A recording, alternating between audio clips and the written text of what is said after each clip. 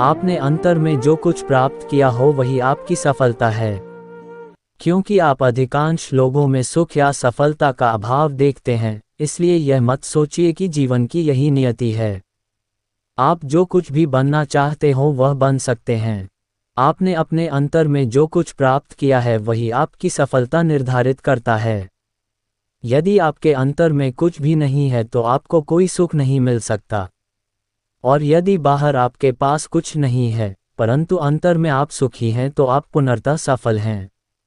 इसलिए आप लोगों का मूल्यांकन उनकी बाह्य परिस्थितियों से नहीं कर सकते।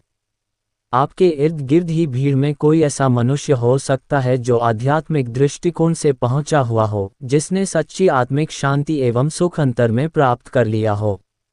इसी कारण नैतिक सफलता अनुचित आदतों एवं आवेगों से मुक्ति भौतिक सफलता से अधिक सुख देती है। नैतिक सफलता में एक मनोवैज्ञानिक सुख निहित होता है जिसे कोई भी भौतिक परिस्थिति छीन नहीं सकती। आप अपना पूरा समय भी पैसा कमाने के लिए लगा दें, तब भी वह पैसा उस चिरकालिक आराम और सुरक्षा को नहीं दे सकता जिसे आप खोज रहे हैं, बल्कि वह और अधिक दुख अपने साथ ले आएगा, क्योंकि शांति और सुख मन में होते हैं, पैसे या किसी वस्तु में नहीं।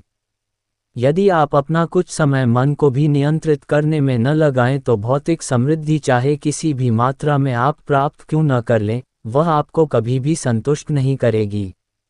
ये नियंत्रण कोई यंत्रणा की प्रक्रिया नहीं है, बल्कि सुख प्रदान करने वाले विचारों एवं कार्यों को अपनाने में अपनी चेतना को प्रशिक्षित करने की प्रक्रिया है।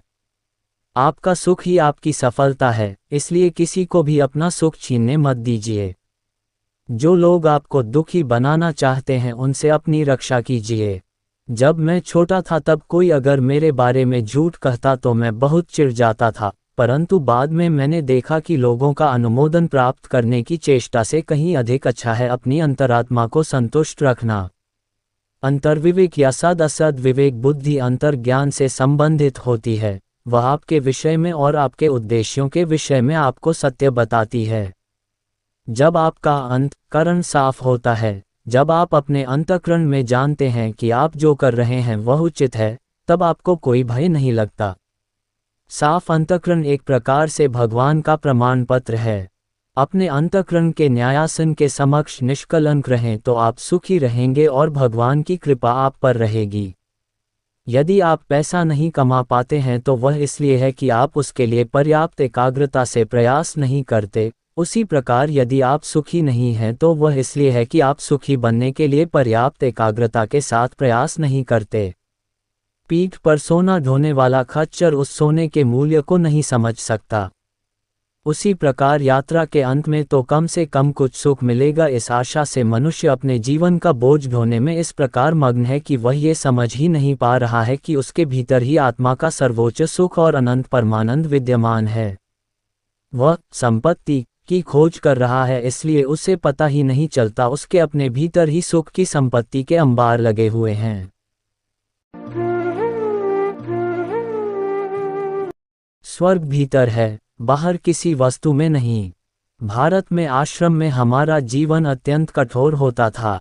वहीं पर हमने अपनी इच्छा आकांक्षाओं का निग्रह करना सीखा, अपनी रुचि अरुचियों को, अपनी वैयक्तिक प्राथमिकताओं को तिलांजलि देना सीखा। हमें जो कुछ भी वहां प्राप्त होता था उसी के लिए हम कृतज्ञता अनुभव करते थे। यहाँ आप लोगों के पास जो इतना सब है, इसके उपरांत भी आप में से अनेक लोग उतने ही दुखी हैं जितने आप इस सब के बिना होते। आपकी इच्छा आकांक्षाओं का कोई अंत नहीं है। प्रातः पति के दाढ़ी करके कपड़े पहनकर तैयार होते ही उसे सबसे पहले जो चाहिए वह है नाश्ता। नाश्ता करते समय वह सोचता है, काश उसकी पत्नी ने कुछ और बनाया होता, और पत्नी सोचती है, काश उसके पास बेहतर प्लेटें और चांदी के कुछ बर्तन होते। दिन पर दिन उन्हें ये या वह चाहिए ही होता है, जब तक उन्हें कुछ भी संतुष्ट नहीं कर सकता, यहाँ तक कि उन्हें आपस में एक दूसरे से भी संतुष्टि नहीं मिलती, बच्चों से भी नहीं। उनके पास तनिक भी सुख नहीं होता, और चूंकि वे असंतुष्ट रहते हैं, इसलिए फिर वे उन पर बरस पड़ने लगते हैं जो उनके सबसे निकट होते हैं। पत्नी पति में दोष निकालती जाती है, पति बच्चों पर चिंघाड़ता जाता है, और बच्चे बगावत कर उठते हैं और कुसंगति में पड़कर विपत्तियों में फंसते हैं। सार यह है, भौतिक वस्तुएं या सुख साधन रखना बुरा नहीं है, परंतु उनका दास होकर रहना या उन पर अवलंबित रहना बुरा है। आपको आसक्त नहीं होना चाहिए। मेरा स्वर्ग मेरे भीतर है, इसलिए जब मैं एंसिनिटास के हमारे सुंदर आश्रम का आनंद उठाता हूँ तो मेरा आंतरिक स्वर्ग उसे और भी स्वर्गीय बना देता है। उस प्रकार की आंतरिक संतुष्टि के बिना पृथ्वी का स्वर्ग भी नर्क बन सकता है। मैं देखता हूँ कि मुझ में यदि यह आंतरिक आनंद नहीं होता तो यहाँ मैंने जो बड़े बड़े भारी उत्तरदायित्व उठा रखे हैं उन्होंने मेरे सुख को कब का मुझसे छीनकर मुझे ऐसे दुखों की गर्त में धकेल दिया होता कि मुझे यहाँ से भाग जाने की इच्छा होती। इस देश में सुख के सबसे बड़े शत्रु देय बिल हैं।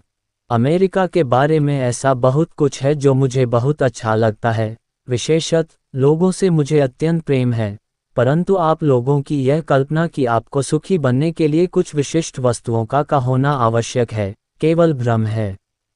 उन वस्तुओं के मिल जाने के बाद भी आप सुखी नहीं होते। भौतिक सुखों की मृगमरीचिका के पीछे दौड़ने से क्या लाभ? सादा जीवन जियो। इतनी सारी चीजें रखकर उनकी देखभाल के जंजाल में मत फंसो। जब आप कुछ नया खरीदते हैं तब वह बड़ा अच्छा लगता है, परंतु कुछ समय पश्चात उसका नयापन समाप्त हो जाता है और आपके पास उसके लिए समय भी नहीं रहता, या फिर आप उसे भूल जाते हैं और किसी और वस्तु की इच्छा करते हैं। परंतु इन सब के बिल आपको नहीं भूलते। अपने जीवन को नियंत्रित करो, उसे जितना सादा बना सकते हो उतना बनाओ। बैंक में आवश्यकताओं एवं आकस्मिक घटनाओं के लिए पैसा बचा कर रखो। अनावश्यक आवश्यकताओं पर आप जितना खर्च करते हैं उससे अधिक पैसा बचा कर रखो। और हमेशा अपने सुख में किसी और को सम्मिलित करो। जब आप दूसरों के लिए कुछ करते जाते हैं तब आपके पास कोई अभाव नहीं रहता। मैं जानता हूं कि मैं अभी इसी समय यदि यहाँ से चला जाऊं तो मुझे कभी भी यहाँ की याद नहीं सताएगी, और मैं कभी भूखा भी नहीं रहूंगा। मुझे जिस किसी चीज़ की आवश्यकता होगी वह मुझे दे दी जाएगी। ये गर्वोक्ति नहीं है, मैंने अपने जीवन में उस शक्ति का प्रभाव देखा है। मैं चाहे जीवन की सतह पर तैरता रहूं या सागर की तह में डूबा रहूं, मैं जानता हूं कि मैं ईश्वर के साथ हूं और कुछ भी मुझे छू नहीं सकता। इस बोध ने मुझे सर्वोच्च सुख प्रदान किया है। भारत की इस शिक्षा से मिले विवेक एवं अनुभव के बिना मैं संसार का सबसे दयनीय मनुष्य होता। मैंने भी बहुत सा पैसा कमाया है, परंतु मैं उसे अपने ऊपर हावी नहीं होने देता। मैंने वह सारा का सारा लोगों की सहायता करने के लिए ईश्वर के कार्य को समर्पित कर दिया। मेरी सबसे बड़ी संपत्ति मेरा आंतरिक सुख है। यह ऐसी संपत्ति है जो राजा महाराजाओं के सपनों से भी परे है।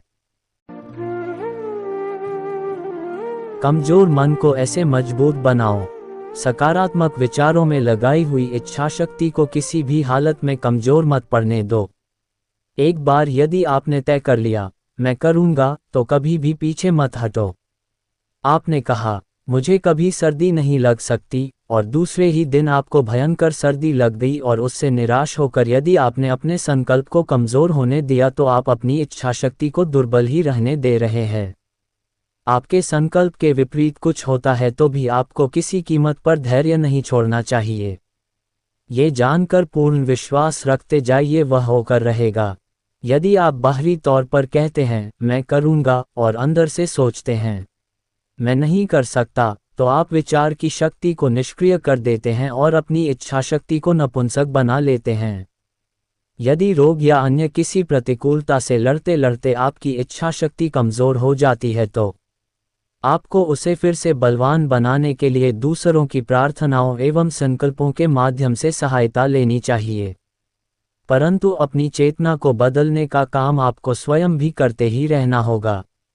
आपको मेरी यही सलाह है, अपनी इच्छाशक्ति और सकारात्मक सोच को विकसित करो, तब आप देखेंगे कि आपका शरीर, मन एवं आत्मा आपके जीवन में आपकी ही इच्छानुसार सब घटित कराने के लिए मिलकर कार्य करेंगे। आपके जीवन में विचार ही सबसे शक्तिशाली माध्यम है, यदि आप उसका विकास और प्रयोग करना जान लें। अतः कभी भी दुर्बल मन के लोगों की या नकारात्मक मानसिकता के लोगों की संगत में न रहें ताकि आपके विचार की शक्ति कमज़ोर न पड़े। जिन लोगों का मन बहुत शक्तिशाली है और स्वयं कमज़ोर बनने के बजाय कमज़ोर मन के लोगों को बलशाली बना सकते हैं, उनकी बात और है। असफल लोगों को सफल लोगों के साथ रहना चाहिए। जो कमज़ोर हैं उन्हें बलवानों के साथ रहना चाहिए। जिनमें आत्मसंयम की कमी है उन्हें आत्मनिग्रह करने वालों के साथ रहना चाहिए। उदाहरणार्थ, जिसका खाने पर नियंत्रण न हो, उसे आत्मनिग्रह करने वाले मनुष्य के साथ बैठकर खाना चाहिए। अपने सामने ऐसा उदाहरण देखकर वह स्वयं ही सोचने लगेगा, मैं भी अपनी भूख पर नियंत्रण कर सकता हूँ। वृद्धावस्था मन की ही एक अवस्था है। अधिकांश लोग मनोवैज्ञानिक तौर पर पुरातत्व वस्तुओं के समान होते हैं। वे कभी नहीं बदलते, साल पर साल बीतते जाते हैं और ये वैसे ही रहते हैं। अपने आप को सीमित कर लेने की स्वभावगत विलक्षणताएं सभी में भरी हुई हैं। इन्हें आपके स्वभाव में ईश्वर ने नहीं डाला था, बल्कि आपने स्वयं इसका सृजन किया है। इन्हें आपको किसी भी हालत में बदलना ही होगा। ये याद रखना जरूरी है कि ये आदतें तथा आपका विशेष स्वभाव और कुछ न होकर केवल आपके अपने ही विचारों की अभिव्यक्तियां हैं। यदि आप अनुभव करते हैं कि आपका चरित्र वैसा नहीं है जैसा आप चाहते हैं, तो याद रखिए कि उसे और किसी ने नहीं बल्कि स्वयं आपने वैसा बनाया है। बेशक बाहरी प्रभाव भी इसके लिए जिम्मेदार होते हैं, परंतु आंतरिक स्वीकृति ही इसे मुख्यतः निर्धारित करती है। हर कोई कहता रहे कि रामू बुरा लड़का है, और रामू यदि इस निंदा को अपने हृदय में मान लेता है तो हो सकता है वह कभी अच्छा बनने का प्रयास ही न करे। वह उसी नकारात्मक विचार को अपने मन में बसा लेता है। परंतु यदि वह उस विचार को स्वीकार नहीं करता तो अच्छा बन सकता है। अधिक अच्छा बनने की आशा कभी किसी को नहीं छोड़नी चाहिए। मनुष्य वृद्ध तभी होता है जब वह बदलने का प्रयास ही छोड़ देता है। मैं केवल उसी निश्चेष्ट स्फूर्तिहीन अवस्था को वृद्धावस्था के रूप में पहचानता हूँ। जब कोई बार बार कहता है मैं बदल नहीं सकता, मैं ऐसा ही हूँ, तो मेरे पास कहने के लिए यही बचता है, ठीक है, जब तुमने वैसे ही रहने का मन बना लिया है तो वैसे ही रहो। अधिक लचीले बनने का प्रयास करो जैसे बच्चे होते हैं। परंतु कुछ बच्चे भी समय से पहले ही वृद्धत्व को प्राप्त हो जाते हैं, क्योंकि उन्हें पूर्व जन्मों की प्रवृत्तियों को बदलने की शिक्षा मिली ही नहीं, न ही उसके लिए कोई प्रोत्साहन मिला। उनके मन की मिट्टी पहले ही भट्टी में तप कर सख्त हो गई होती है और वे बचपन की उन प्रवृत्तियों के साथ ही बड़े होते हैं। दूसरी ओर ऐसे वयोवृद्ध लोग भी हैं जिनसे मैंने एक बार ही बात की तो वे बदलकर अधिक अच्छे बन गए। ईश्वर आयु की परवाह नहीं करते, क्योंकि आत्मा आयु रहित है। जो हमेशा बदलने और सुधरने के लिए तैयार रहते हैं वे ग्रहणशील बच्चों के समान हैं। जिनकी समझदारी में विकास होता है वे और भी अधिक बाल सदृश बनते हैं। महान संत ऐसे ही होते हैं। बच्चों जैसा बनने का मतलब कमजोर बनना नहीं है। मुझे संसार की किसी चीज से कोई भय नहीं है, कोई मुझे डरा नहीं सकता। मैं ईश्वर और सत्य के लिए जीता हूँ और सबसे प्रेम करता हूँ। यदि कोई मुझे गलत समझता है तो मैं उसके साथ एकमतता स्थापित करने की कोशिश करता हूँ। परंतु यदि मैं उसका दृष्टिकोण बदल नहीं सकता तो उसके बुरे व्यवहार से भी मुझे कोई फर्क नहीं पड़ता। यदि कोई नासमझ मनुष्य आपको गलत समझता है तो उसे खुश करने के लिए या शांत करने के लिए आपको स्वयं को बदलने की क्या जरूरत है। जब आप सही हैं तो अपने सिद्धांतों पर अडिग रहिए और जब गलत होते हैं तब बदलने के लिए तत्पर रहिए। ध्यान द्वारा ईश्वर की शक्ति से असफलता के सारे बीजों को नष्ट करो। अपने मन को अंतर में केंद्रित कीजिए। आप शरीर, मन एवं आत्मा में एक नई शक्ति, नया बल, नई शांति अनुभव करेंगे। ध्यान करने में आपकी मुख्य समस्या यह है कि परिणाम प्राप्त करने के लिए पर्याप्त लंबी अवधि तक आप लगे नहीं रहते। इसलिए आप कभी एकाग्र मन की शक्ति को जान नहीं पाते। यदि आप मैले पानी को लंबे समय तक स्थिर रहने दें तो सारी मिट्टी नीचे तल में बैठ जाएगी और पानी स्वच्छ हो जाएगा। ध्यान में जब आपके चंचल विचारों का मैल नीचे बैठना शुरू होता है तब ईश्वर की शक्ति आपकी चेतना के स्वच्छ पानी में प्रतिबिंबित होने लगती है। आप जानते हैं क्यों कुछ लोग न स्वास्थ्य न पैसा अर्जित कर पाते हैं, चाहे वे कुछ भी क्यों न कर लें। मुख्य कारण यह है कि अधिकांश लोग प्रयास आधे मन से करते हैं। वे अपने मनोयोग के केवल 10वें हिस्से का ही प्रयोग करते हैं, इसलिए उनमें सफल होने की शक्ति नहीं होती। इसके साथ ही उनके कर्मफल, उनके गत दुष्कर्मों के परिणाम ऐसे हो सकते हैं कि उन्होंने उन लोगों में असफलता की चिरकालिक अवस्था उत्पन्न कर दी हो। कर्मफल द्वारा उत्पन्न सीमाबंधों को कभी स्वीकार न करो। आप कुछ कर नहीं सकते, इस बात पर विश्वास ही मत करो। प्रायः आप जब कुछ करने में असफल होते हैं तब उसका कारण ये होता है कि आपने मन में ठान लिया है कि आप उसे नहीं कर सकते। परंतु जब आप अपने मन को उसकी सर्वोपलब्धिकारी शक्ति का ज्ञान कराने में सफल होते हैं तब आप कुछ भी कर सकते हैं। ईश्वर के साथ संपर्क करके आप अपने दर्जे को एक मर्त्य मानव से अमर मानव में बदल सकते हैं। जब आप ये कर लेंगे तब आपको सीमाओं में जकड़ कर रखने वाले सारे बंधन टूट जाएंगे। ये याद रखने योग्य एक बहुत महान नियम है। जैसे ही आपका मन एकाग्र हो जाता है वैसे ही सारी शक्तियों का तेज आप में आ जाता है और उससे आप आध्यात्मिक, मानसिक एवं भौतिक सफलता को खींच ला सकते हैं। मैंने अपने जीवन में पुनः पुनः उस शक्ति का प्रयोग किया है और आप भी इसे कर सकते हैं। मैं जानता हूं कि ईश्वर की शक्ति कभी परास्त नहीं हो सकती। अन्य किसी भी शक्ति से आप आंशिक सफलताएं प्राप्त कर भी ले तो वे टिक नहीं सकती। परंतु जब आपका मन ईश्वर में केंद्रित होगा तब वह सदा एक महान प्रकाश से दीप्तिमान रहेगा जो आपको ईश्वर के दर्शन करा देगा। जब कोई समस्या आपकी मति कुंठित कर देती है, जब कोई समाधान दृष्टिपथ में नहीं आता और सहायता करने वाला कोई नहीं होता, तब ध्यान में जाइए।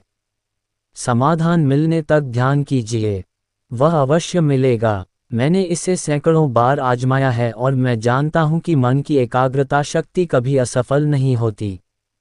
यही सफलता का रहस्य है। मन को एकाग्र कीजिए और जब तक वह एकाग्रता पूर्णावस्था में नहीं पहुंचती तब तक मत रुकिए। फिर आपको जो चाहिए उस पर मन को लगाइए। एक मर्त्य जीव के रूप में आप सीमाओं में बद्ध हैं, परंतु ईश्वर की एक संतान के रूप में आप असीम हैं। अपनी एकाग्रता को ईश्वर के साथ जोड़ दीजिए। एकाग्रता ही सब कुछ है। पहले अंतर में प्रवेश कीजिए, अपने मन को एकाग्र करना और ईश्वर की शक्ति का बोध करना सीखिए, और तब भौतिक सफलता के पीछे लगिए। यदि आपको स्वास्थ्य चाहिए तो पहले ईश्वर को ढूंढिए और अपने आप को समस्त जीवन के पीछे विद्यमान जीवन ईश्वर से जोड़ लीजिए। फिर स्वास्थ्य के नियमों का अनुसरण कीजिए। आप देखेंगे कि केवल डॉक्टरों पर निर्भर रहने की अपेक्षा ये कहीं अधिक प्रभावकारी है। ईश्वर से संपर्क कीजिए और फिर स्वास्थ्य या धन या जीवन साथी को पाने की चेष्टा कीजिए। ईश्वर से प्रत्युत्तर पाने के लिए आपको गहरा ध्यान करना पड़ेगा। प्रत्येक दिन का ध्यान बीते हुए कल के ध्यान से अधिक गहरा होना चाहिए।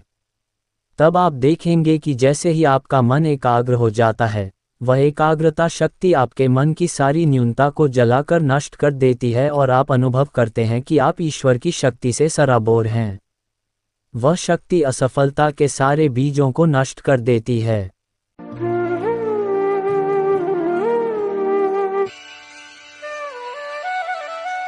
जीवन का यह उद्देश्य प्राप्त करें।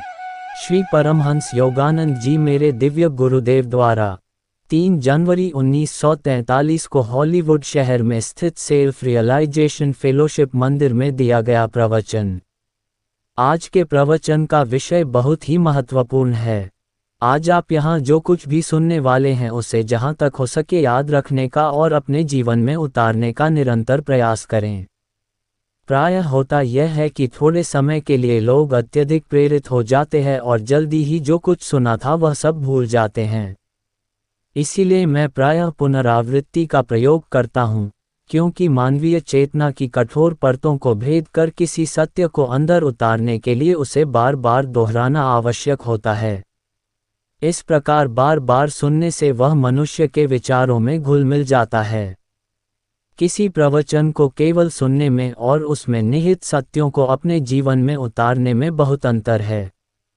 मेरे गुरु स्वामी श्री युक्तेश्वर गिरी ने मुझसे जो जो कहा, वह सब मैंने अपने जीवन में उतारा।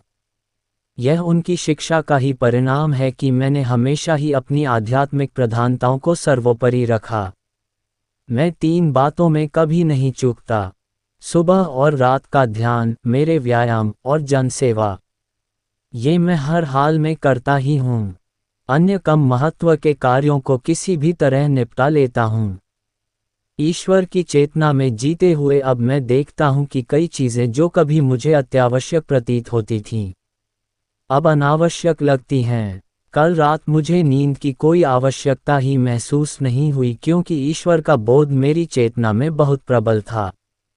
कभी कभार मैं अपने शरीर को निद्रावस्था में देखता था, परंतु वह अर्धचेतन निद्रा समाधि स्थिति शीघ्र ही हट जाती थी और मेरा मन एवं शरीर पुनः ईश्वर की चेतना से भर जाते थे। ये बातें मैं आपको अपने प्रत्यक्ष अनुभव से बता रहा हूँ। किसी दिन ये सब आप भी अनुभव करेंगे। जिस ईश्वर को मैं अपने अंदर अनुभव करता हूँ, उसी के माध्यम से अपने भीतर विद्यमान ईश्वरीय प्रकाश को उन लोगों में संचारित करना मेरे लिए संभव होता है जो अपने मन के तार मुझसे मिलाए रखते हैं। मैं अपनी नहीं बल्कि उसकी स्तुति कर रहा हूँ जो मेरे भीतर है। जिस प्रकार कोई धनवान मनुष्य अपनी योग्य संतानों को अपना धन दे सकता है, उसी प्रकार आध्यात्मिक संपदा से युक्त पुरुष भी उन शिष्यों को अपनी संपदा दे सकता है जो उसके उदाहरण का अनुसरण करते हैं। सभी सच्चे महान संत ये कर सकते हैं। आध्यात्मिक चेतना को इस प्रकार से संचारित करने के अनेकानेक उदाहरण हैं। आध्यात्मिक पथ पर यूं तो बहुत लोग आते हैं, परंतु जो अंत तक स्थिरता एवं दृढ़ता के साथ उस पर टिके रहेंगे, वे ही ईश्वर के स्वर्ग में प्रवेश कर पाएंगे। सच्चे भक्त जो जान लेते हैं कि इस संसार के अंधियारे मार्ग केवल निराशा की ओर ही ले जाते हैं, ईश्वर प्राप्ति के लिए दृढ़ता के साथ साधना करते हैं तथा ईश्वर में कभी संदेह नहीं करते। ईश्वर उत्तर देते हैं या नहीं इसका कोई महत्व नहीं होता। भक्त अपने अंतःकरण में कहता है, प्रभु आप जानते हैं कि मैं आपकी ओर बढ़ रहा हूँ, इसलिए आप उत्तर देते हैं या नहीं इस बात की मुझे कोई चिंता नहीं है। आपका उत्तर पाने के योग्य न होते हुए भी मैं जानता हूँ कि जब समय आएगा तब आप मुझे उत्तर दिए बिना नहीं रह सकते। जैसे ही ईश्वर को यह विश्वास हो जाता है कि आप सचमुच उसे ही चाहते हैं और चाहे कुछ भी हो जाए आप उससे विमुख नहीं होंगे, वैसे ही वह आपको आपके गुरु के माध्यम से अंतिम ज्ञान या ब्रह्मज्ञान प्रदान करते हैं। गुरु अपने में प्रज्वलित ईश्वर के प्रकाश को आप में संचारित कर देता है। शायद आपने सोचा होगा ऐसा परम भाग्य आपको कभी नहीं मिल पाएगा। ये परमोच्च अनुभव मुझे अपने गुरु से मिला था। अपने ध्यान की शक्ति और प्रयत्नों से भी मैं जिसे प्राप्त नहीं कर सका उसे मेरे गुरु ने अपने स्पर्श मात्र से मुझे दे दिया था। इस नववर्ष के आरंभ के साथ दृढ़ आध्यात्मिक संकल्प करें। मैंने स्वयं भी कुछ संकल्प किए हैं और पूरे अंतःकरण से प्रार्थना करता हूँ कि परमपिता परमात्मा और गुरुदेव की कृपा से मैं उन्हें पूर्ण कर पाऊँ। जीवन चैतन्य के गर्भ से उत्पन्न होता है। हम चेतना के सांचे में ढले हुए हैं। जीवन के सभी रूप चैतन्य सरिता के एक ही स्रोत से उत्पन्न हुए हैं। इस प्रकार पृथक व्यक्तित्व युक्त आपकी चेतना ही आपके अस्तित्व का आधार है। आपके समस्त विचार एवं कर्म चैतन्य सरिता के ही बुलबुले और बूंदे हैं। ठोस प्रतीत होता ये शरीर वास्तव में विद्युत चुंबकीय प्रवाहों का एक पुंज है। इसके प्रोटॉन्स और इलेक्ट्रॉन्स ईश्वर द्वारा प्रक्षेपित धनात्मक और ऋणात्मक विचारों के घन रूप हैं। उन्हें मैं विचार अणु कहता हूँ। सारी सृष्टि इन्हीं विचार अणुओं से बनी हुई है जो ईश्वरीय चैतन्यता है। काले और सफ़ेद में क्या अंतर है? वे केवल 2 विपरीत विचार हैं जो अपनी अपनी संकल्पना के घनीभूत रूप हैं। उदाहरण के लिए स्वप्न में दिखाई देने वाले काले और सफ़ेद घोड़े और कुछ न होकर केवल स्वप्नदृष्टा की एक ही विचारधारा के विभिन्न घनीभूत स्वप्न रूप या सापेक्ष रूप होते हैं। वास्तव में सब कुछ शुद्ध चैतन्य से ही बना हुआ है। उनका सीमित या साकार दिखाई देना चेतना की सापेक्षता का परिणाम है। इसलिए यदि आपको अपने भीतर कुछ बदलना है तो आपको उस विचारधारा को बदलना होगा जो पदार्थ जगत के एवं कर्मों के विभिन्न रूपों को साकार करने के लिए चेतना को मूर्त रूप देती है। एकमात्र यही तरीका है अपने जीवन का पुनर्निर्माण करने का। आदतों की दृढ़ता। मैं अपने मन को कोई निर्देश दूं तो वह तुरंत उस पर प्रतिक्रिया करेगा या तदनुसार कार्य करेगा। धूम्रपान या ज़्यादा मिठाइयाँ खाना छोड़ने का मन बना चुके अधिकांश लोग फिर भी धूम्रपान करते ही जाते हैं या मिठाइयाँ खाते ही जाते हैं। वे अपने को बदल नहीं पाते क्योंकि उनके मन ने ब्लॉटिंग पेपर की तरह वैचारिक आदतों को सोख लिया होता है। आदत का अर्थ है कि मन का ये विश्वास करना कि वह किसी विशिष्ट विचार से छुटकारा नहीं प्राप्त कर सकता। आदतें सचमुच दृढ़ग्राही होती हैं। एक बार आप जब कोई काम कर लेते हैं तो उसका प्रभाव आपकी चेतना पर रह जाता है। उसके प्रभाव के कारण हो सकता है कि आप दोबारा वही करें। कई पुनरावृत्तियों के बाद प्रवृत्ति इतनी बलवान हो जाती है कि वह काम फिर आदत बन जाता है। कुछ लोगों में तो एक बार कुछ कर लेना भी आदत बन जाता है क्योंकि पिछले जन्मों की वह प्रवृत्ति सुप्तावस्था में उनमें पहले से ही रहती है। मन आपको बताता है कि उस विशेष आदत से आप मुक्त नहीं हो सकते, परंतु आदतें और न न होकर केवल आपके अपने ही विचारों की दृढ़ पुनरावृत्तियां होती हैं और विचारों को बदलने की क्षमता आप में है। आदत का स्वरूप इस बात से समझ में आ सकता है। मिट्टी को आकार देकर फूलदान बनाया जा सकता है और जब तक मिट्टी नरम है तब तक उस फूलदान के आकार को बार बार बदला जा सकता है, परंतु एक बार उसे भट्टी में पका लिया तो उसका आकार पक्का हो जाता है। आपकी चेतना के साथ भी यही होता है। आपके विचार आपके कार्यों को आकार देते हैं, अतएव बार बार इन कार्यों को करने से मन में जो धारणा बनती है वह धारणा भट्टी का काम करती है और उन विचारों को दृढ़ आदतों में परिवर्तित कर देती है। आप सबके चेहरे अलग अलग क्यों हैं? क्योंकि आपके मन अलग अलग हैं। आपकी वैचारिक आदतों ने न केवल आपके मन को बल्कि आपके शरीर को भी ढाला है। आपने देखा होगा कि कुछ दुबले पतले लोग दिन में 5 बार खाते हैं तब भी उनका वजन नहीं बढ़ता, और कुछ मोटे लोग केवल थोड़ा सा ही खाते हैं तब भी और अधिक मोटे होते जाते हैं। ऐसा क्यों होता है? दुबले पतले लोगों ने किसी पूर्व जन्म में यह विचार अपनी चेतना में दृढ़ कर लिया कि वे दुबले पतले हैं और उसी विचार एवं प्रवृत्ति को वे इस जन्म में अपने साथ ले आए। वे चाहे जो भी करके देख लें, मोटे होते ही नहीं। मोटे लोगों के साथ भी यही होता है। पूर्व जन्म में वे इस विचार के साथ इस संसार से विदा हो गए कि वे मोटे हैं और इस जन्म में उसी विचार के बीज को अपने साथ ले आए। शरीर को सारी संरचना ही इन कर्म बीजों के अनुरूप होती हैं।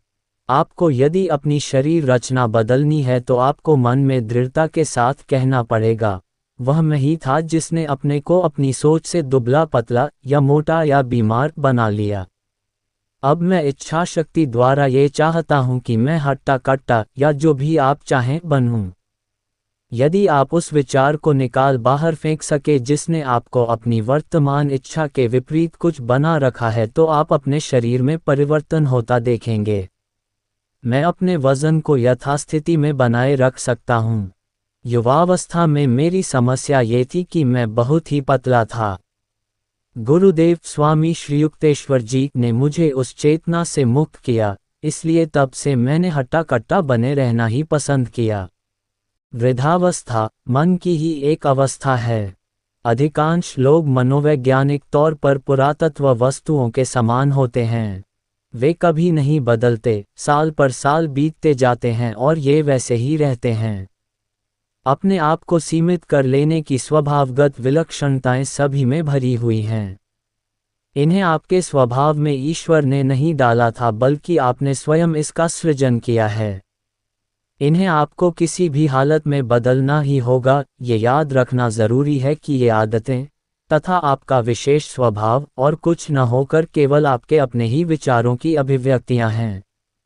यदि आप अनुभव करते हैं कि आपका चरित्र वैसा नहीं है जैसा आप चाहते हैं, तो याद रखिए कि उसे और किसी ने नहीं बल्कि स्वयं आपने वैसा बनाया है। बेशक बाहरी प्रभाव भी इसके लिए जिम्मेदार होते हैं, परंतु आंतरिक स्वीकृति ही इसे मुख्यतः निर्धारित करती है। हर कोई कहता रहे कि रामू बुरा लड़का है, और रामू यदि इस निंदा को अपने हृदय में मान लेता है तो हो सकता है वह कभी अच्छा बनने का प्रयास ही न करे। वह उसी नकारात्मक विचार को अपने मन में बसा लेता है। परंतु यदि वह उस विचार को स्वीकार नहीं करता तो अच्छा बन सकता है। अधिक अच्छा बनने की आशा कभी किसी को नहीं छोड़नी चाहिए। मनुष्य वृद्ध तभी होता है जब वह बदलने का प्रयास ही छोड़ देता है। मैं केवल उसी निश्चेष्ट स्फूर्तिहीन अवस्था को वृद्धावस्था के रूप में पहचानता हूँ। जब कोई बार बार कहता है मैं बदल नहीं सकता, मैं ऐसा ही हूँ, तो मेरे पास कहने के लिए यही बचता है, ठीक है, जब तुमने वैसे ही रहने का मन बना लिया है तो वैसे ही रहो। अधिक लचीले बनने का प्रयास करो जैसे बच्चे होते हैं। परंतु कुछ बच्चे भी समय से पहले ही वृद्धत्व को प्राप्त हो जाते हैं, क्योंकि उन्हें पूर्व जन्मों की प्रवृत्तियों को बदलने की शिक्षा मिली ही नहीं, न ही उसके लिए कोई प्रोत्साहन मिला। उनके मन की मिट्टी पहले ही भट्टी में तप कर सख्त हो गई होती है और वे बचपन की उन प्रवृत्तियों के साथ ही बड़े होते हैं। दूसरी ओर ऐसे वयोवृद्ध लोग भी हैं जिनसे मैंने एक बार ही बात की तो वे बदलकर अधिक अच्छे बन गए। ईश्वर आयु की परवाह नहीं करते, क्योंकि आत्मा आयु रहित है। जो हमेशा बदलने और सुधरने के लिए तैयार रहते हैं वे ग्रहणशील बच्चों के समान हैं। जिनकी समझदारी में विकास होता है वे और भी अधिक बालसदृश बनते हैं। महान संत ऐसे ही होते हैं। बच्चों जैसा बनने का मतलब कमजोर बनना नहीं है। मुझे संसार की किसी चीज से कोई भय नहीं है, कोई मुझे डरा नहीं सकता। मैं ईश्वर और सत्य के लिए जीता हूँ और सबसे प्रेम करता हूँ। यदि कोई मुझे गलत समझता है तो मैं उसके साथ एकमतता स्थापित करने की कोशिश करता हूँ। परंतु यदि मैं उसका दृष्टिकोण बदल नहीं सकता तो उसके बुरे व्यवहार से भी मुझे कोई फर्क नहीं पड़ता। यदि कोई नासमझ मनुष्य आपको गलत समझता है तो उसे खुश करने के लिए या शांत करने के लिए आपको स्वयं को बदलने की क्या ज़रूरत है। जब आप सही हैं तो अपने सिद्धांतों पर अडिग रहिए, और जब गलत होते हैं तब बदलने के लिए तत्पर रहिए। इच्छा शक्ति बदलाव लाने का साधन है। आपने यदि मिट्टी को फूलदानी का आकार दे दिया है और उसे भट्टी में पका भी दिया है और अब आप उसे एक ट्रे का आकार देना चाहते हैं तो आप ऐसा नहीं कर सकते। पर यदि आप उस फूलदान को चूर चूर कर पीस डालें और उस पाउडर को नई मिट्टी में मिला दें तो आप उसे ट्रे का आकार दे सकते हैं।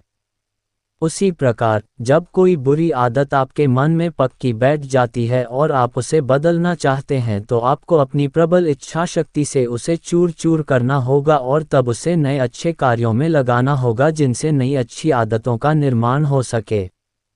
प्रबल इच्छा शक्ति का अर्थ है दृढ़ आत्मविश्वास।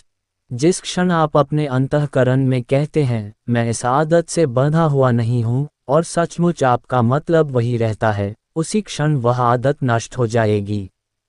अपने अंतर में झांको और अपनी प्रमुख विशेषताओं को पहचानो। कुछ लोगों को लिखना अच्छा लगता है तो कुछ लोगों को संगीत की धुनें बनाना या नृत्य करना। कुछ अन्य लोगों को आर्थिक और वित्तीय कार्यों में आनंद आता है, इत्यादि। दुर्भाग्यवश कुछ लोगों को गपशप और दूसरों की निंदा करने में मज़ा आता है और कुछ लोगों को लड़ने झगड़ने में। आप में जो कुछ भी अच्छा हो उसे बदलने का प्रयास मत कीजिए। परंतु जो काम आप अपनी आंतरिक इच्छा के विरुद्ध करते हैं और करने के बाद दुखी होते हैं, उनसे आपको अपना पीछा छुड़ाना होगा। परंतु कैसे? आंतरिक आत्मविश्वास के साथ मन ही मन कहें, मैं बदल सकता हूँ। बदलने के लिए आवश्यक इच्छा शक्ति मुझ में है। मैं बदल कर रहूँगा। इस विचार को दिन भर मन में रखें और उसे अपने साथ निद्रा के अवचेतन प्रदेश में ले जावें एवं ध्यान के अधिचेतन प्रदेश में भी। उदाहरण के लिए, आपकी समस्या यदि यह है कि आपको बार बार गुस्सा आता है और शांत होने के पश्चात आपको इस बारे में बुरा भी बहुत लगता है, तो प्रत्येक दिन सुबह और रात को गुस्सा न आने देने का दृढ़ निश्चय करें और अपने मन पर ध्यानपूर्वक नज़र रखें। पहला दिन कुछ मुश्किल प्रतीत होगा पर दूसरा दिन उससे थोड़ा आसान लगेगा। तीसरा दिन उससे भी आसान होगा। कुछ दिन इस तरह बीतने के बाद आपको विजय संभव प्रतीत होगी। यदि आप ये प्रयास जारी रखें तो 1 साल के भीतर ही आप बदले हुए इंसान होंगे। बचपन में किसी भी अन्याय पर मुझे बहुत गुस्सा आता था। एक दिन मैंने देखा कि यह तो मूर्खता है। मैं अपने गुस्से को प्रदर्शित कर 1 मिनट में संसार को तो नहीं बदल सकता। मैंने दोनों हाथ उठाकर प्रतिज्ञा की, अब मैं कभी गुस्सा नहीं करूंगा। तब से मुझे अंदर से कभी गुस्सा नहीं आया, जबकि आवश्यकता पड़ने पर मैं बाहरी रूप से गुस्सा प्रदर्शित कर सकता हूं। जब मैं लगभग 20 साल पहले अमेरिका आया तब मैंने देखा कि यहाँ हर कोई कॉफ़ी पीता है, इसलिए मैंने भी पहली बार यहाँ कॉफ़ी पीकर देखी और धीरे धीरे मुझे वह अच्छी भी लगने लगी। यह आदत न बन जाए इसलिए मैंने नियम बना लिया कि मैं अकेले में कभी कॉफ़ी नहीं पीऊँगा। फिर भी इतने अधिक निमंत्रण मिलते रहते थे कि मैंने पाया कि मैं सदा ही कॉफ़ी पीता रहता हूँ। एक दिन मैं एक रेस्टोरेंट में अकेला खाना खा रहा था और मैंने देखा कि मुझे कॉफ़ी की बड़ी याद आ रही है। मैंने सोचा, तो तुमने मुझे जकड़ ही लिया। ठीक है, अलविदा, हे कॉफ़ी की आदत। उसी के साथ उस आदत का अंत हो गया। पिछले 20 साल में मैंने एक बार भी कॉफ़ी का स्पर्श तक नहीं किया। अभी कल रात को ही कुछ दोस्तों ने मुझे कॉफ़ी दी। उसका स्वाद तो ठीक ही लगा, परंतु उसे पीने की इच्छा कभी मेरे मन को लुभा नहीं सकती। अपने परम हित का कार्य कर पाने का अर्थ स्वतंत्रता है। आपको स्वतंत्र होना चाहिए, आदतों की या समाज को खुश करने की इच्छा या किसी और चीज़ की गुलामी की जंजीरों में बंधे हुए नहीं। आप जो करना चाहते हैं वह नहीं, बल्कि आपको अपने परम हित के लिए जो करना चाहिए उसे कर पाने का अर्थ है स्वतंत्रता। उदाहरण के लिए, चिड़चिड़े स्वभाव के लोग अपने भावावेगों के हाथों मजबूर होते हैं और उन्हें दूसरों को डराने धमकाने में बड़ा मजा आता है। मैं कहता हूँ, अपने चिड़चिड़ेपन का जितना प्रदर्शन करना चाहते हो उतना कर लो, यदि तुम उसके बिना रह ही नहीं सकते। परंतु याद रखो कि इस दुर्व्यवहार का मूल्य तुम्हें ही चुकाना होगा, किसी और को नहीं। प्रत्येक गलत काम उस मनुष्य के अपने ही हित के विरोध में जाता है। उससे जिस सुख शांति की आशा की जाती है वह कभी प्राप्त नहीं होती। कभी कभी अच्छा बनना मुश्किल सा लगता है जबकि बुरा बनना आसान प्रतीत होता है, और उस वक्त ऐसा लगता है कि बुरी बातों से मुंह फेरने से कुछ अभाव सा रह जाएगा। परंतु मैं कहता हूँ ऐसे में दुख के अभाव के अतिरिक्त और कोई अभाव नहीं रहेगा। किसी उद्दंड बालक के समान मत बनो जिसे कुछ न करने के लिए कहा जाता है तो वही करने की जिद वह करता है।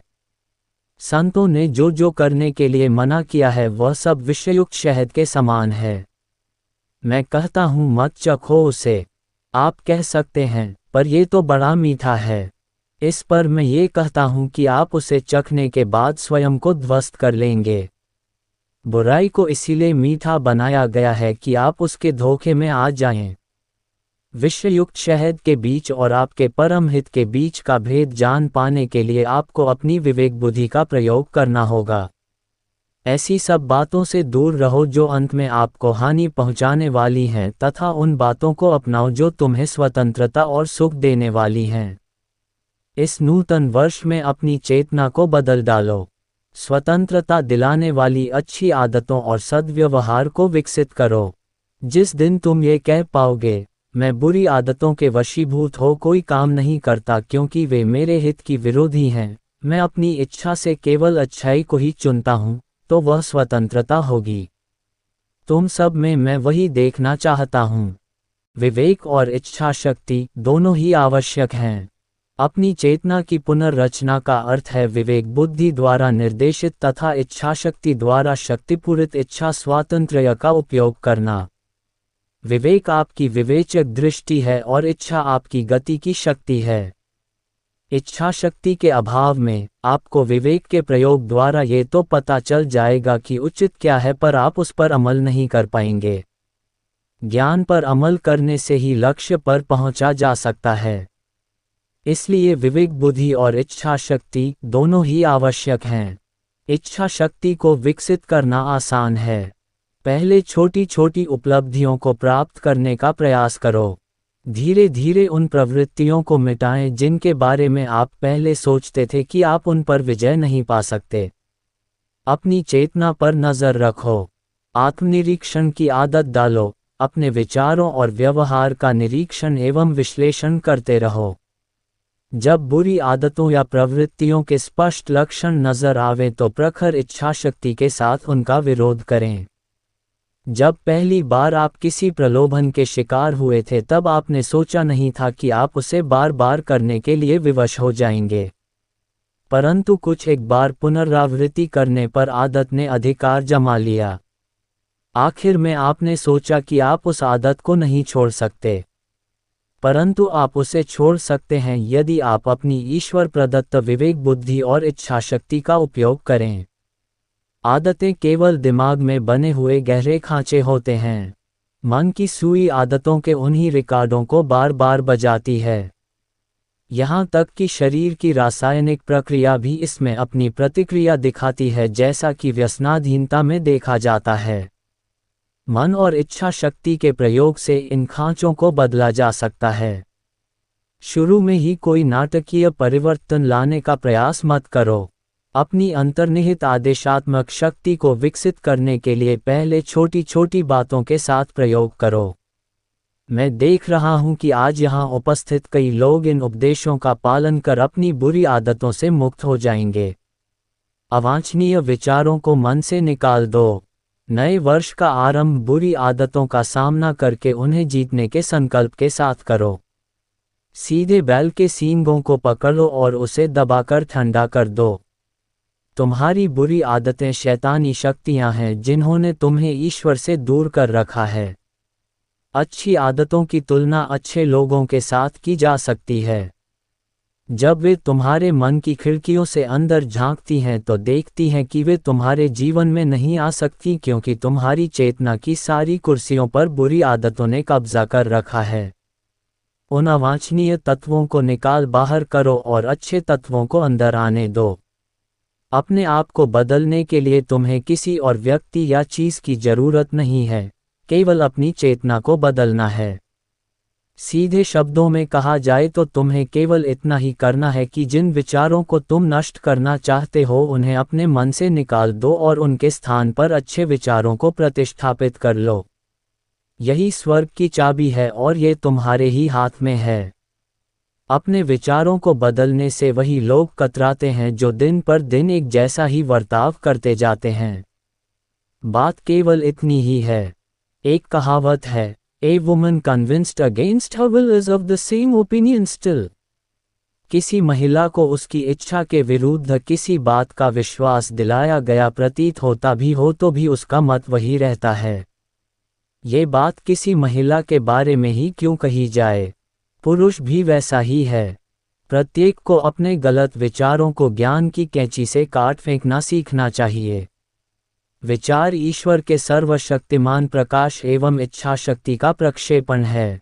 यदि आप अपने को बदलने का निश्चय कर लें तो उसके लिए आप विचार की इस शक्ति का उपयोग कर सकते हैं। हम वही बनते हैं जो हम सोचते हैं कि हम हैं। हम वही बनते हैं जो हम सोचते हैं कि हम हैं। हमारे विचारों का स्वाभाविक रूप हमारी निपुणताओं एवं क्षमताओं तथा हमारे व्यक्तित्व को निर्धारित करता है। कुछ लोग सोचते हैं कि वे लेखक हैं या कलाकार हैं या परिश्रमी हैं या आलसी हैं इत्यादि। आप अभी जो कुछ भी अपने बारे में सोचते हैं, यदि उसके विपरीत कुछ बनना हो तो क्या करें? आप कह सकते हैं कि अन्य लोग उस विशेष क्षमता के साथ ही पैदा हुए थे जिसकी आपको अभिलाषा तो है, परंतु आप में वह है नहीं। ये सच भी है, परंतु उन्हें भी उस निपुणता को विकसित करना पड़ा था, इस जन्म में नहीं तो पिछले किसी जन्म में। इसलिए आपको जो कुछ भी बनना है उसकी रचना को अभी से ही विकसित करना शुरू कर दीजिए। यदि आप अपने मन में कोई प्रबल विचार भर लें तो अभी इसी समय आप अपने विचारों की दिशा बदल सकते हैं। तब आपके कार्य और आपका सारा व्यक्तित्व उसी विचार का अनुपालन करेगा। एकांगी मानसिकता में स्थित मत हो जावें। आप में किसी भी व्यवसाय में या आप जो कुछ भी करना चाहें उसी में सफल होने की क्षमता होनी चाहिए। जब भी किसी ने मुझसे कहा कि मैं अमुक काम नहीं कर सकता, मैंने निश्चय कर लिया कि मैं उसे करके रहूंगा और मैं करके ही रहा। शारीरिक स्वास्थ्य पर प्रदर्शित होने वाले विचारों के अच्छे या बुरे परिणामों से अधिक आश्चर्यजनक मन की शक्ति का शायद ही अन्य कोई प्रदर्शन होगा। मेरे गुरु ने मुझे अपना ये किस्सा सुनाया था। एक गंभीर बीमारी के परिणामस्वरूप वे बहुत दुबले हो गए थे। स्वास्थ्य लाभ के लिए वे अपने गुरु लाहिड़ी महाशय के पास गए। योगावतार तू ने उनके स्वास्थ्य के बारे में पूछताछ की। श्री युक्तेश्वर जी ने अपनी कमज़ोर हालत का कारण बताया। लाहिड़ी महाशय ने कहा, तो तुमने अपने आप को बीमार कर लिया और अब सोचते हो कि तुम पतले हो, परंतु मुझे विश्वास है कि तुम कल अच्छे हो जाओगे। अगले दिन उत्साह के साथ गुरुदेव लाहिड़ी महाशय के पास गए और उल्लास भरे स्वर में उन्होंने कहा, गुरुदेव, आपकी कृपा से मुझे आज बहुत अच्छा लग रहा है। लाहिड़ी महाशय ने कहा, तुम्हारी बीमारी तो काफ़ी गंभीर थी, तुम्हारा शरीर अभी भी काफ़ी दुर्बल है, कौन कह सकता है कि यह कल कैसा रहेगा। अगले दिन श्री युक्तेश्वर जी फिर से अत्यंत कमज़ोर हो गए। अपने गुरु के पास जाकर उन्होंने दुख के साथ कहा, गुरुदेव, मैं फिर से बीमार हो गया हूँ, बड़ी मुश्किल से यहाँ आप तक पहुँच सका हूँ। लाहिड़ी महाशय ने कहा, तो फिर एक बार तुमने अपने आप को बीमार बना लिया। इस प्रकार स्वस्थता और अस्वस्थता की अवस्थाओं के एक के बाद एक आते कुछ दिन बीतने के बाद, जो लाहिड़ी महाशय के सुझावों के प्रभाव के अंतर्गत श्री युक्तेश्वर जी के मन में उभरने वाले विचारों के अनुरूप ही थीं, मेरे गुरु ने विचार किया कि लाहिड़ी महाशय उन्हें कौन सी शिक्षा देने का प्रयास कर रहे थे। योगावतार ने कहा, ये सब क्या है? एक दिन आकर तुम कहते हो मैं ठीक हो गया और फिर अगले ही दिन आकर कहते हो मैं बीमार हो गया हूँ। ऐसा नहीं है कि मैं तुम्हें स्वस्थ या बीमार कर रहा हूँ, वह तो तुम्हारे अपने विचार ही हैं जिन्होंने तुम्हें बारी बारी से स्वस्थ और अस्वस्थ कर दिया। तब गुरुदेव ने कहा, गुरुदेव, यदि मैं सोचूं कि मैं स्वस्थ हूँ और मेरा वजन पूर्ववत हो गया है तो क्या ऐसा हो जाएगा? लाहिड़ी महाशय ने कहा, वह तो इसी क्षण भी ऐसा ही है। गुरुदेव ने बताया था, मैंने तत्क्षण न केवल अपनी शक्ति बल्कि वजन में भी वृद्धि अनुभव की। जब उस रात मैं अपनी माँ के घर पहुँचा तो वे मेरी बदली हुई हालत देखकर चौंक गईं। उन्हें लगा मैं जलशोथ की बीमारी से फूल गया हूँ। मेरे इस अचानक स्वास्थ्य लाभ से मेरे अनेक मित्र इतने आश्चर्यचकित हो गए कि वे सभी लाहिड़ी महाशय के शिष्य बन गए। इतने प्रकट रूप से और इतने तत्काल परिवर्तन लाना उन्हीं लोगों के लिए संभव है जिनमें इस प्रत्यक्ष अनुभव की शक्ति होती है कि सब कुछ विचार मात्र ही है।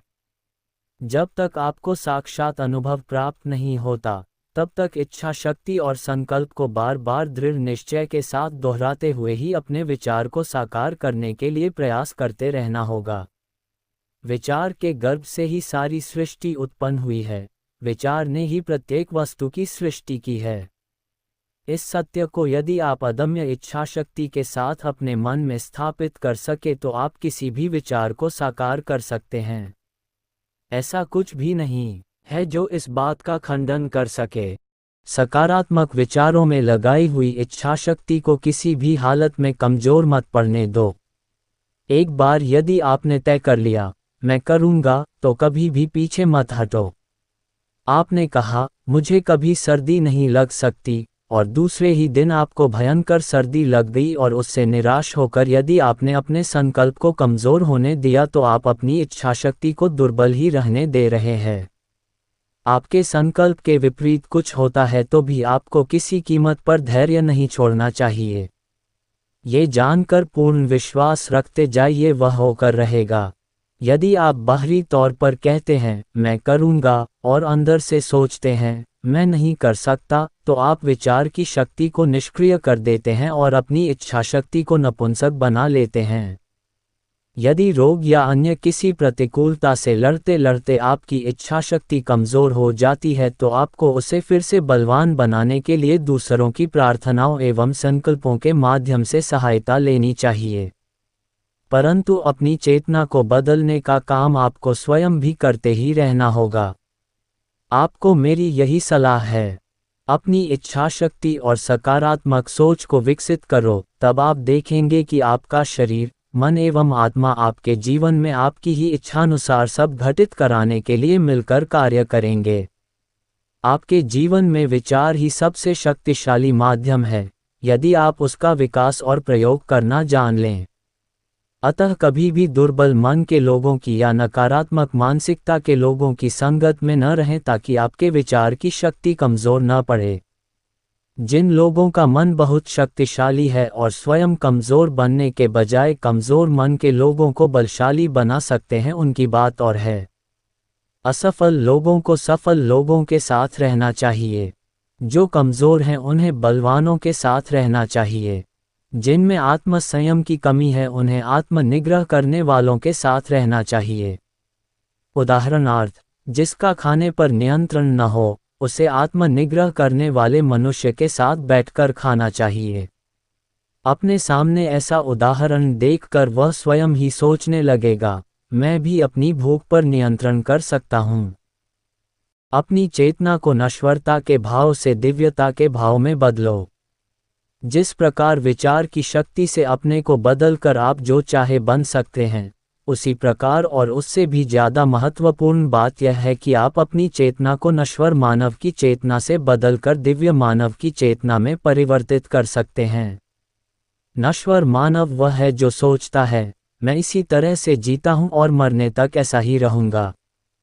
परंतु दिव्य मानव कहता है, मैंने सपना देखा कि मैं नश्वर हूँ, पर अब मैं जाग गया हूँ और जानता हूँ कि मैं ईश्वर की संतान हूँ और अपने परमपिता की ही प्रतिमूर्ति हूँ। ये पूरी तरह से अनुभव करने में समय तो लगता है, पर किया जा सकता है। रात को ध्यान का समय होने पर यदि आप इस विचार के आगे घुटने टेक देंगे कि अब बहुत देर हो गई है और मुझे सोना चाहिए, ध्यान तो मैं कल कर लूँगा, तो आप शमशान पहुँचने तक सोते ही रहेंगे।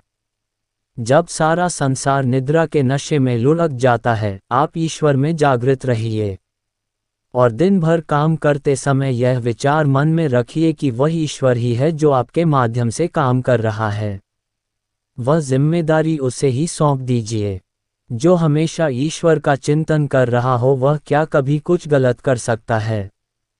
कभी वह गलती कर भी ले तो भगवान जानते हैं कि उसका इरादा वही करने का था जो उचित है। सभी कुछ ईश्वर को सौंप दीजिए, तब आप बदल जाएंगे, क्योंकि तब मानवीय अहंकार आप पर हुकूमत नहीं चला सकता। आपके साथ चाहे जो भी हो, इतना ही कहिए, भगवान जानते हैं मेरे लिए क्या अच्छा है। वे ही मुझे ये दुख दे रहे हैं, वे ही मुझे सुख देते हैं। इस प्रकार की प्रवृत्ति से आपके जीवन के सारे दुस्वप्न ईश्वर के सुंदर स्वप्न में बदल जाएंगे। अंधकार प्रकाश के अभाव के कारण होता है। माया अंधकार है, सत्य प्रकाश है। आपके ज्ञान चक्षु बंद हैं, इसलिए आपको केवल अंधकार ही दिखाई देता है और उस भ्रम में आप दुखी हो रहे हैं।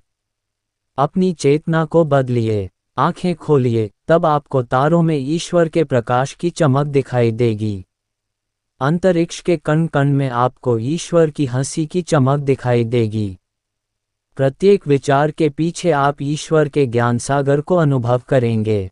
समृद्धि और अभाव, जीवन और मृत्यु के नृत्यों का कोई वास्तविक अस्तित्व नहीं है सिवाय इसके कि वे ईश्वर के स्वप्न मात्र हैं।